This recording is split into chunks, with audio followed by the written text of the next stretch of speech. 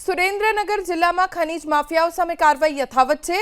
કેરાળાની ભોગાવો નદીમાં ત્રાટકી ખનીજ વિભાગની ટીમ 2 ઇટાચી મશીન 4 ડમ્પર સહિત 3 કરોડનો મુદ્દામાલ જપ્ત। ખનીજ વિભાગની કાર્યવાહીથી માફિયાઓમાં ફફડાટ ફેલાયો છે।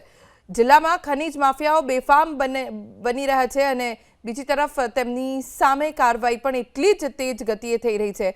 કેરાળાની ભોગાવો નદીમાં ખનીજ વિભાગની ટીમ ત્રાટકી અને 2 ઇટાચી મશીન 4 ડમ્પર સહિત 3 કરોડનો મુદ્દામાલ જપ્ત કરી ખનીજ માફિયાઓની સામે કાર્યવાહી કરવામાં આવી છે।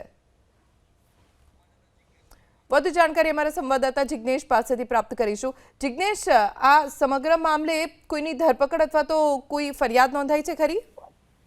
જી, અત્યારે તો વઢવાણ નાયબ કલેક્ટરની ટીમે આકસ્મિક કેરાળા ભોગાવા નદીમાં રેડ કરી હતી અને તે રેડ દરમિયાન રેતીનું ગેરકાયદેસર ખનન ચાલતું હતું। તે અંગેની રેડની બાતમી મળી હતી ને તે અંગે રેડ કરતા રેતી ચોરી કરતા જે સાધનો હતા તે સાધનો જપ્ત કરી 3 કરોડનો મુદ્દામાલ જપ્ત કર્યો છે।